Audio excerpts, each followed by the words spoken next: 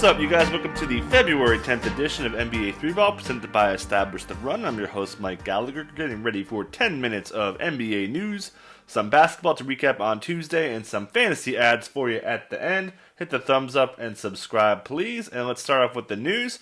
With the OKC Thunder again, they will be really shorthanded with Shai Gilgeous-Alexander out again with that knee injury. Looked great in his last two games, driving a ton, has the league lead in drives per game. But no Teo Maledon, no Muscala. Isaiah Roby's back off the injury report, so we'll probably see Diallo, Kenrich, Dort, Baisley, Horford starting with a bench of Roby, Jackson, and Darius Miller. Obviously, tons of minutes going to be going to Diallo, Baisley, Dort.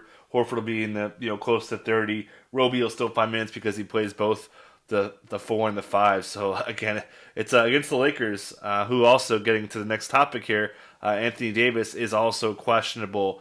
It was Wes Matthews really stepping up. We saw Markieff Morris get in the starting lineup. Didn't have much offensive opportunity.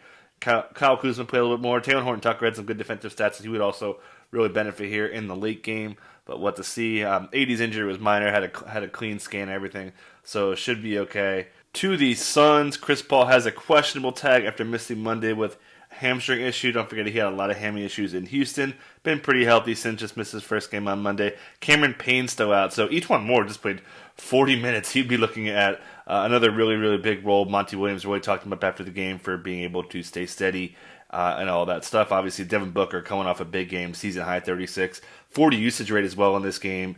And he's been great without Chris Paul. 26, 5, and 6 per 36. Driving more. Catch and shoot game has been on point at 71.8 since he returned from injury. And yeah, just a lot of ball handling. So against the Bucks, these teams both play great defense.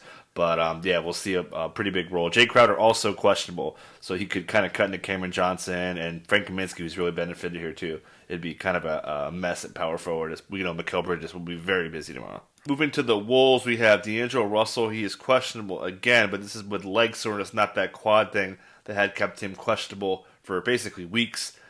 So he'll probably be game time. Had pulled after his first quarter rotation, didn't get cleared from the trainers, so probably has no limited shot to play, which would put Malik Beasley in a big shot. Ricky Rubio, not a really big offensive guy. Beasley's been playing kind of out of this role. He's really been their best player. And then also Karl Anthony Towns is doubtful. And just a side note, Ryan Saunders had some really interesting quotes about how he wanted to find more Jalen Noel minutes. Said he didn't really want to play guys longer stints because he wanted to make sure those guys are giving their best efforts in the 6-minute stints or whatever.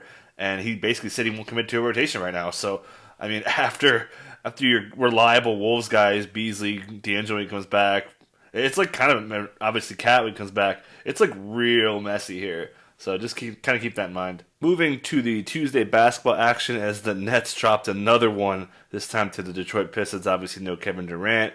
Kyrie played through a finger injury. He said it sucks after the game. Said they, quote, look very average right now. He said he's been shooting well in the season and want to continue that. And with him being on a shooting hand, it's uncomfortable. So back-to-back, keep an eye on him today. Obviously, Harden's going to produce really big defensive stats from him today. Norvel Pell, not really into a groove yet.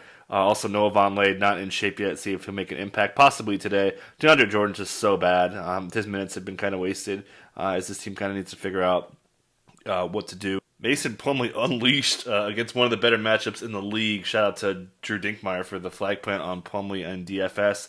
Big minutes for DeLon Wright. Saw Wayne Ellington return. And Josh Jackson really anchored that second unit. A little bit more ball handling than usual, so he'll definitely be still pretty viable even with Ellington back. Even a little bit of overlap, too, as they figure out point guard minutes. A little bit of Sadiq Bey on ball a little more, too. That was something to watch. Certainly not like a hot pickup, but something to watch as the Pistons make some adjustments in their post-D Rose days.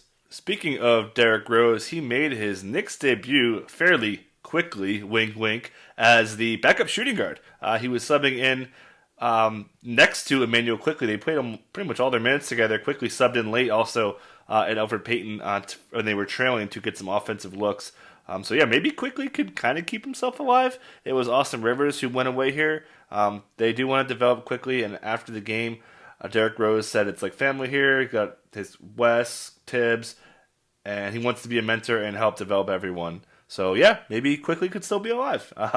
But yeah, certainly he'll decrease in value because Derrick Rose is going to demand the ball more. So Quickly's per minute numbers are going to fall off. Heat get the win again. Starting to play a little bit better now. Jimmy Butler and Bam just carried them in the second half. Scored about 30 of their first points in the second half before Tyler Hero and Kelly Olynyk chimed in there. Olynyk played great matchup for him. He's really locked himself into this rotation again. Not that there was really any doubt, but throwing everything off with coronavirus for guys missing time kind of knocked him off his horse. He's back on it now. Kendrick Nunn, again, locked down those minutes as Goran Dragic still missed time here.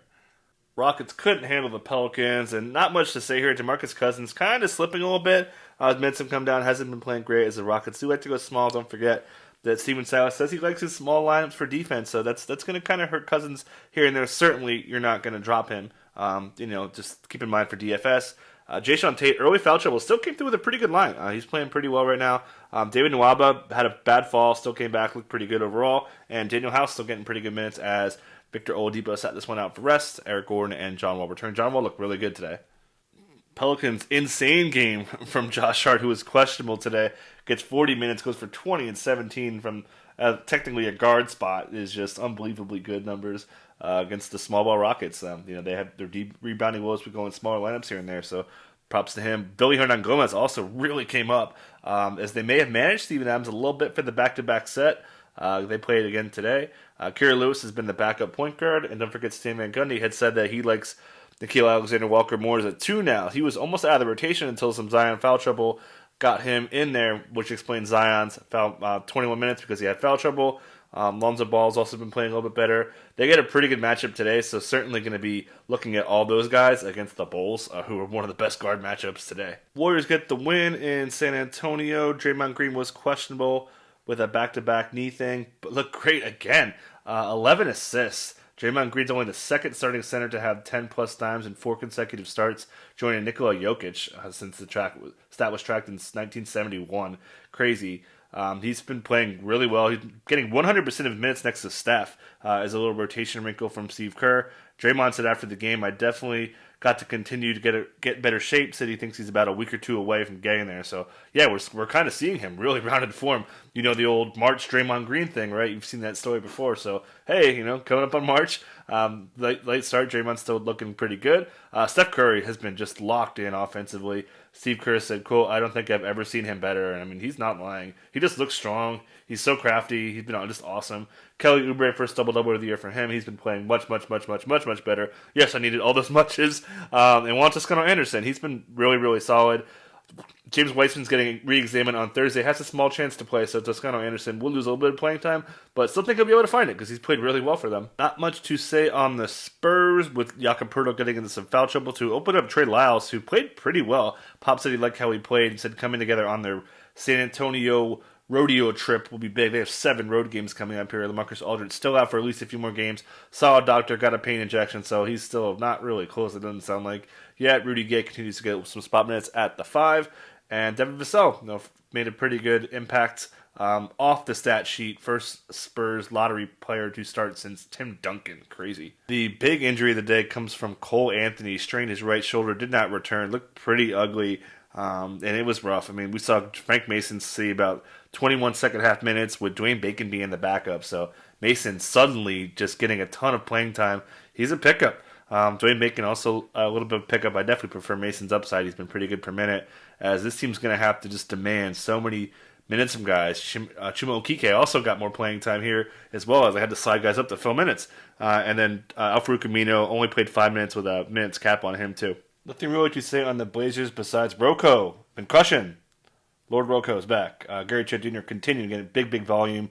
Anthony Simon's playing better as well. Big game from Melo. Just beat the Kings. Not much to say on the Sixers, but man, De'Aaron Fox on Ben Simmons on him looked great again. Rashawn Holmes had some foul trouble in a brutal matchup against Embiid.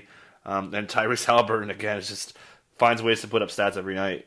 Not much in the Celtics-Jazz game besides Jaylen Brown looking really good, and the Jazz also looking really good, playing good ball now. So let's get to the ads. Stick it under 25% and going generally new ads here. Frank Mason tops the list for me. Point guard looking at a starting role.